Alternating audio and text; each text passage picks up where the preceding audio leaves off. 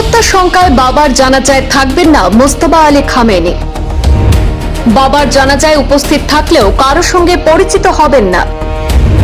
ছদ্মবেশী সাধারণ মানুষের ভিড়ে থাকতে পারেন খামেনি পুত্র।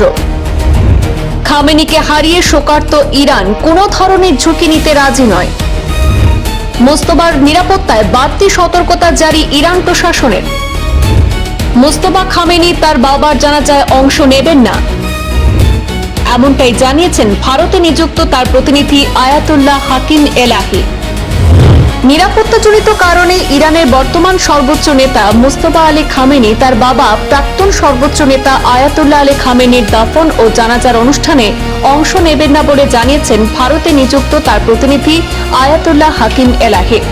ভারতের সংবাদ মাধ্যমে দেওয়া এক সাক্ষাৎকারে আয়াতুল্লাহ হাকিম এলাহি বলেছেন, ইরানের শীর্ষ নেতৃত্বের বিরুদ্ধে ইসরায়েলের অব্যাহত হুমকির কারণে মোস্তফা খামেনি অনুষ্ঠানে উপস্থিত থাকবেন না। আর ছদ্মবেশে উপস্থিত থাকলেও কোনো অতিথির সঙ্গে পরিচিত হবেন না। সাধারণ মানুষের ভিড়েই মিশে থাকতে পারেন বলেও ইঙ্গিতবাহী মন্তব্য করেছেন ইরানের ভারতীয় রাষ্ট্রদূত আয়াতুল্লাহ হাকিম এলাহি। সম্প্রতি ইসরায়েলের প্রতিরক্ষা মন্ত্রী ইসরায়েল কাটজ দাবি করেছে যে মোস্তফা খামেনি মৃত্যুর লক্ষ্যবস্তু এখন। আর এই বক্তব্যের পর তীব্র প্রতিক্রিয়া জানিয়েছে তেহরান। ইরানের পররাষ্ট্রমন্ত্রী সতর্ক করে বলেন, দেশটির নেতৃত্বের বিরুদ্ধে ভবিষ্যতে যে কোনো হুমকির জবাব শক্তিশালীভাবে দেওয়া হবে।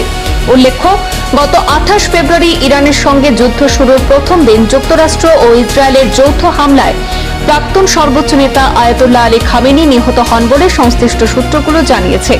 গতকাল গভীর রাতে রাজধানী তেহরানে প্রথমবার খামেনির কফিন উন্মোচন করা হয় এবং জনসাধারণের শ্রদ্ধা জ্ঞাপনের জন্য উন্মুক্ত রাখা হয়েছে। কাল থেকেই খামেনি বিদায়ী পর্বের আনুষ্ঠানিকতা শুরু হবে। বিভিন্ন শহরে যাবে কফিন, হবে শোক মিছিল। আগামী 9 জুলাই পৈতৃক শহর মাশহাদে সমাহিত করা হবে আয়াতুল্লাহ আলী খামেনিকে। ব্যুরো রিপোর্ট, পূর্বাঞ্চল প্রতিদিন।